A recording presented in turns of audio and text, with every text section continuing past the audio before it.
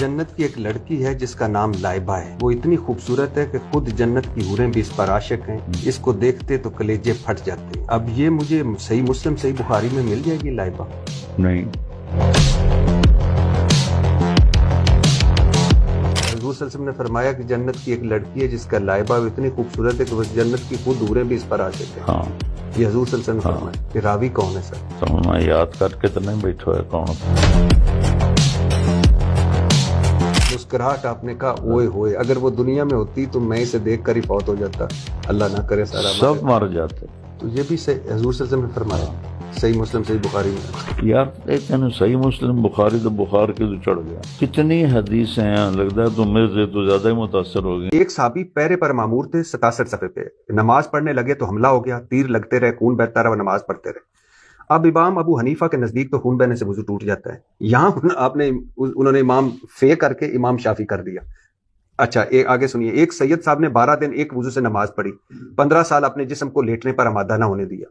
अब ये world record है, गिनीज बुक का वर्ल्ड रिकॉर्ड में सैयद साहब को जाना चाहिए। ये सब फजूल बातें हैं। तो ये फजूल फजाइल अमाल में है। आपके तबलीगी जमात के निसाब भी किताब है, उसमें नहीं होनी चाहिए। लिख हजरत आदम की तौबा हजूर के वसीले से कबूल हुई थी सर। की खिदमत में ये गुजारिश करना चाहता हूँ जी सर, मेरी ज़ात से मुतालिक सवाल करें। ये मेरी ज़ात से मुतालिक नहीं है। लो जी, अब देवबंदियों के बहुत बड़े मुफ्ती तारिक जमील साहब, जिनका नाम करोड़ों लोगों की धड़कन है, जिन्होंने हूरों के और जन्नत के ऐसे ऐसे किस्से सुनाए हैं ना रेडियो के दौर के अंदर। बात तो सही है।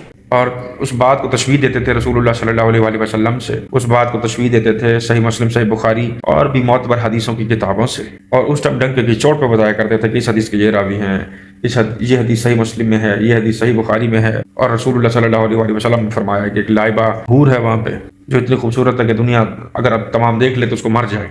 और अब उस चीज का कोई जवाब नहीं। एक दौर के अंदर, जमाने जहालत के अंदर, या मैं ये कहूँ कि जिस जमाने में सोशल मीडिया और कैमरे जैसी एक वार नहीं थी, उस दौर के अंदर जिसको मौका मिले ना उसने भोली भाली गरीब आवाम की माँ की आंख की है, ऐसी तैसी जरूर की है उसकी। अपने नाम, अपनी टीआरपी, अपनी शौहरत को बनाने के लिए उससे जो बन पड़ सका है। कुछ लोग थे उन्होंने वलियों को पकड़ लिया, कुछ लोग थे बुजुर्गों को पकड़ लिया, उनके किस्से बताते और आज खुद जाके वली बने बैठे, जैसे कि इलियास कादरी। तारिक जमील साहब पर आ जाए तो इन्होंने हूरों की जन्नत की कहानी सुना अपना एक ऐसा इसने टीआरपी मतलब स्ट्रॉन्ग इन्होंने कर लिया कि पूरी दुनिया में ये बंदा वर्ल्ड वाइड है। अब आवाम पे छोड़ते हैं कि आवाम इनके बारे में क्या सोचती है। और आवाम मतलब इतना बड़ा फ्रॉड जो आवाम के साथ जमाना है, उस जमाने से किया है, आज से मतलब 20 साल पहले से शुरू हुई है जो कहानी सरगर्मी, वो उस टाइम से लेकर अब तक जो करोड़ों लोगों ने अपना माल खर्च किया, अपने अकायदों को चेंज किया, अपने ईमान का सौदा किया, उसकी जिम्मेदारी कौन लेगा? अब उन लोगों को जन्नत की जगह अगर खुदा ना खास्ता अल्लाह माफ करे, अल्लाह ताला दोज़ख के मुंह भेज दे इन अकायदों के ऊपर जो तारिक जमील साहब के थे, तो उसका जो है वो जवाब दे कौन होगा? हनीफ कुरैशी साहब ने अपनी अभी हालिया पॉडकास्ट में 1.5 साल पहले अवैस रब्बानी साहब के साथ उन्होंने कहा कि ये जो बायजीद ने कहा था ना, लिवाई आज़मु बिल लिवाई मोहम्मद, क़यामत के दिन मेरा झंडा मोहम्मद के झंडे से बड़ा होगा और मोहम्मद और तमाम नबी मेरे झंडे के नीचे होंगे। वो कहते हैं बिल्कुल बात ठीक है। वो कहते हैं कि क़यामत के दिन अल्लाह का झंडा बायजीद के हाथों में होगा, नबी इस्लाम का अपना झंडा होगा, तो अल्लाह का झंडा जो है वो बड़ा है। तो हनीफ कुरैशी साहब का तो ये कीदा है कि अल्लाह ने शफात का झंडा बायजीद को देना है। हम मुसलमानों का ये कीदा है कि शफात का जो झंडा है वो रसूलुल्लाह के हाथों में आना है। आप कहते हैं मेरा और उनका कीदा है। बरेलवियों का कीदा यह है कि शफात का झंडा बायजीद बुस्तामी को मिलना है, जबकि मुसलमानों का अकीदा है बुखारी मुस्लिम में कि शफात का झंडा रसूलुल्लाह को मिलना है। आला हजरत ने भी फतावा रज़विया में लिखा है कि बायजीद के मुंह से अल्लाह बोलता था जब वो कहता था कि मेरा झंडा मोहम्मद के झंडे से बड़ा है। तो ये आप अपनी बात बिल्कुल क्लैरिफाई कर लें, हमारा अकीदा एक नहीं है। हमारा झंडा हमारे नबी इस्लाम के हाथों में है शफात का। इनके लिए शफात का जो झंडा है वो बायजीद के हाथ में है और इंशाल्लाह इन्होंने वहीं जाना है जहां बायजीद ने जाना है। जो बुखारी में लिखा है कि हर गद्दार के लिए मैदान महशर में एक झंडा होगा, हर खाइन के लिए, और अल्लाह ताला कहेगा इसने दुनिया में खयानत की थी, इसके लिए भी झंडा चढ़ेगा। शफात का झंडा जो है रसूलुल्लाह के हाथों में। यार यही वो वजह है कि जिस वजह से इंजीनियर मोहम्मद अली मिर्जा से ना मोहब्बत है। ये बंदा ना होता आज तक और आज से आने वाले मजीद 20-30 सालों तक या शायद 100 सालों तक इसी तरह से जन्नती हूरों के किस्से सुने जा रहे होते, जन्नत की कहानियां सुनाई जा रही होती, इसी तरह से बुजुर्गों की कहानियां सुनाई जा रही होती, और आपको मुसलमान से कादरी, देवबंदी, सोहरवर्दी, बरेलवी और पता नहीं क्या कुछ किया जा रहा होता। और आप सिर्फ लोगों के बड़े नाम की वजह से, उनके बड़े वकार की वजह से आप कहते कि यार इस बंदे ने जो बात की है वो ठीक है और हद में। जिस तरह से वो देखा ना जाहिल मुफ्ती समर आवाज, वो कहता है मैं जिम्मेदारी लेता हूँ, यार मैं जिम्मेदारी लेता हूँ। मुफ्ती आजम ने बोला है, मुफ्ती हनीफ ने बोला है, फलां ने बोला है, फलां ने बोला है। हमारे गौसे पाक ऐसे थे, हमारे दादा साहब ने यूं किए, यार जब दादा साहब मदद मांग रहे हैं तो फिर यार तुम कौन होते हो समझाने वाले। उसी तरह से जब तारिक जमील साहब की अब फंसी है ना अच्छी तरह से, तो वो जो हूरों के किस्से सुनाते थे जो रमजान में फोत हो जब जन्नती है, इस हदीस से सब खत्म हो गया, कुरान के आयतों से सब खत्म हो गया। उनके वो जितने उन्होंने 50 साल के बेशक किस्से कहानियां सुना के लोगों को देवबंदियों की जमातों में भेजे कि चलो भाई जमातों में चलो, वहाँ जो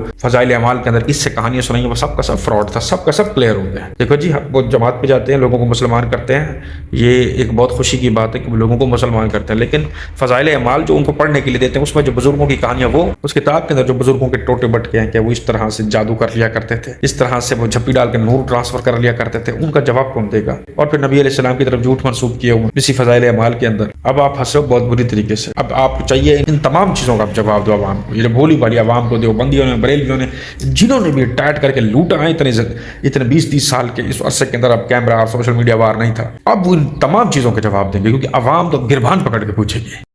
मनहूस इंसान, तुम्हें शर्म नहीं आती?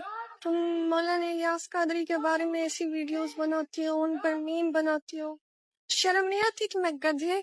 देखो अभी भी वक्त है, तौबा कर लो वरना अंजाम बहुत बुरा होगा, मैं तुम्हें बता रही हूँ।